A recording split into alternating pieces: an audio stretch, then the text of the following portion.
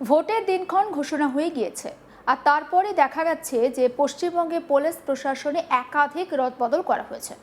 পরিবর্তন করা হয়েছে রাজ্যের মুখ্য সচিব, স্বরাষ্ট্র সচিবকে বদলে দেওয়া হয়েছে রাজ্য পুলিশের ডিজি, কলকাতার পুলিশ কমিশনার সহ বেশ কিছু আধিকারিককে। আর সেই ইস্যুতে ইতিমধ্যে সরব তৃণমূল কংগ্রেস। এমনকি এই দিয়ে নির্বাচন কমিশন বিজেপির বিরুদ্ধে সোচ্চার হয়েছেন মমতা ব্যানার্জিও। এবার এই প্রসঙ্গে প্রতিক্রিয়া দিলেন কেন্দ্রীয় স্বরাষ্ট্রমন্ত্রী অমিত শাহ। সংবাদ মাধ্যমের এক প্রশ্নের উত্তরে অমিত শাহ বলেন, দেশের যেখানেই নির্বাচন হয় যে আধিকারিকের কাজ নিয়ে প্রশ্ন উঠেছে, নির্বাচন কমিশন তাদের বদলিতে হস্তক্ষেপ করে। এটা গোটা দেশে হয়, বাংলায় বেশি দেখা যায়, কারণ এখানে সমস্ত আধিকারিকই এক প্রকার এদের ক্যাডার হয়ে কাজ করছেন, তাই এখানে একটু বেশি দেখা যায়। কিন্তু মমতা ব্যানার্জি যদি মনে করেন যে ভিকটিম কার্ড খেলে সহানুভূতি আদায় করবেন, তাহলে তাকে সুনির্দিষ্ট সমস্যার সমাধান করতে হবে এবং তিনি এর থেকে রেহাই পাবেন না। একবার শুনে নিন কেন্দ্রীয় স্বরাষ্ট্রমন্ত্রী অমিত শাহের বক্তব্য। देश भर में जहां जहां चुनाव होता है, जिन अधिकारियों के कामकाज पर सवाल उठे हुए, चुनाव आयोग उसके ट्रांसफर पोस्टिंग में दखल देता है, वो पूरे देश भर में हो। बंगाल में इसलिए ज्यादा दिखता है कि यहाँ सारे अधिकारी ही एक प्रकार से इनकी कैडर बन गए, तो यहाँ कुछ ज्यादा दिखाई पड़ता है। परंतु ममता बनर्जी जी अगर ये सोचती है कि विक्टिम कार्ड खेलकर हम सिंपैथी प्राप्त करेंगे, तो आपको कॉन्क्रीट मुद्दों का जवाब देना पड़ेगा और इससे बच नहीं पाओ। जहां तक लॉ एंड ऑर्डर का सवाल है, जहां जहां भारतीय जनता पार्टी की सरकारें आई, चाहे असम हो, चाहे उत्तर प्रदेश हो, एनडीए की सरकार बिहार में भी आई, हम बदतर से बदतर व्यवस्था से राज्यों को बाहर निकाले हैं। ये हमारा ट्रैक रिकॉर्ड है। बंगाल की जनता हम पर भरोसा कर सकती है। हम बदतर से बदतर हालत वाले राज्यों से एक अच्छे सुशासित राज्यों में परिवर्तन करने का हमारा ट्रैक रिकॉर्ड है और बंगाल में भी हम इसको आगे बढ़ाएंगे। শুনলেন তো অমিত শাহের বক্তব্য। উল্লেখ্য, সম্প্রতি ৭৩ জন রিটার্নিং অফিসার বা আরওকে অপসারণ করে দেয় নির্বাচন কমিশন। সেই তালিকায় রয়েছেন ভবানীপুরের রিটার্নিং অফিসারও।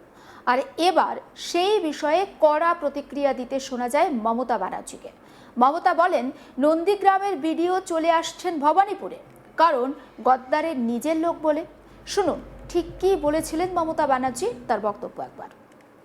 ইলেকশন কমিশন যে নিরপেক্ষ নয়, আমি তার একটা প্রমাণ আপনাদের দেখাতে চাই। ইলেকশন কমিশনের নোটিফিকেশনে বিজেপির ভোটের চিহ্ন, সিম্বল নিশ্চয়ই আপনারা দেখতে পাচ্ছেন। এই দেখুন বিজেপির সিম্বল। একটা ইলেকশন কমিশন তাহলে কার ইশারায় চলছে, কার কথায় চলছে? নন্দীগ্রামের বিডিও চলে আসছে ভবানীপুরে, কারণ গদ্দারের নিজের লোক বলে। ৭৩ জন রিটার্নিং অফিসারকে কালকে চেঞ্জ করা হয়েছে। এর আগে চিফ সেক্রেটারি থেকে, হোম সেক্রেটারি থেকে, ডিজি থেকে, সিপি থেকে প্রায় ৬০-৭০ জন আইএস আইপিএসকে বাংলায় যারা কাজ করে বাইরে পাঠিয়ে দেওয়া হয়েছে। এবং কখনো কখনো বলে না, ঠাকুর ঘরে কে, আমি তো কলা খাইনি। and now the cat is out of the bag. Election কমিশনের নোটিফিকেশনে বিজেপির চিহ্ন, তো ব্যাকডোর থেকে খেলছেন কেন? সামনাসামনি খেলুন, সবাই তো বুঝতে পারছে। অন্যদিকে অপর একটি প্রশ্নের উত্তরে অমিত শাহ আরও বলেন, মধ্যপ্রদেশ, রাজস্থান, ছত্তিশগড়, উত্তরপ্রদেশ, বিহার, আমরা সমস্ত রোগগ্রস্ত রাজ্যকে বিকশিত রাজ্যের শ্রেণীতে আনার জন্য চেষ্টা করছি এবং সফলতাও পেয়েছি। আমার বিশ্বাস রয়েছে কুশাসনে জর্জরিত পশ্চিমবঙ্গকেও আমরা কয়েক বছরের মধ্যে দেশের বিকশিত রাজ্যের মধ্যে নিয়ে আসতে পারবো। এ প্রসঙ্গে অমিত শাহর বক্তব্যটা একবার শুনুন। ये हमारा ट्रैक रिकॉर्ड, चाहे मध्य प्रदेश है, राजस्थान है, छत्तीसगढ़ है, उत्तर प्रदेश है, बिहार है, हमने सारे बीमारू राज्यों को विकसित राज्यों की श्रेणी में लाने के लिए एक चरणबद्ध प्रयास किया है और सफलता भी प्राप्त करी। मुझे पूरा भरोसा है कि कुशासन से बदहाल ये पश्चिम बंगाल को भी हम कुछ ही साल में देश के विकसित राज्यों की श्रेणी में रखेंगे। बंगाल के अंदर बहुत सारे नेचुरल संसाधन पड़े हैं, माँ गंगा की यहाँ पर कृपा है, अकूत पानी पड़ा है, मेहनत कश श्रमिक यहाँ पर है और बंगाल एक जमाने में इंडस्ट्री का, देश भर की इंडस्ट्री का हब हुआ करता था। ये सारी चीजें कम्युनिस्ट और टीएमसी की अव्यवस्था वाले शासनों से, कुशासन से समाप्त हुई है। जैसे ही ये कच्ची सरकार आएगी, बंगाल अपनी पुरानी गौरवमयी जगह जो देश के अंदर बंगाल को हासिल थी उसको फिर से प्राप्त करेगी। কেন্দ্রীয় স্বরাষ্ট্রমন্ত্রী অমিত শাহ তিনি রাজ্য সফরে এসেছেন এবং বিজেপি আজকে রাজ্যের সরকারের বিরুদ্ধে চার্জশিট পেশ করেছে। প্রায় ৩৫ থেকে ৪০ পাতার এই চার্জশিটে রাজ্যের শাসক দলের দুর্নীতির হিসাব পশ্চিমবঙ্গের মানুষের সামনে তুলে ধরা হয়েছে, আর সেটা করেছেন কেন্দ্রীয় স্বরাষ্ট্রমন্ত্রী অমিত শাহ। নিউ টাউনের একটি ৫-তলা হোটেল থেকে সাংবাদিকদের মুখোমুখি হন অমিত শাহ এবং তারপর তিনি সেখানে সেই যে চার্জশিট সেটা পেশ করেন, আর তারপর রাজ্যের শাসক দলকে একাধিক বিষয়ে তিনি তোপ দাগেন।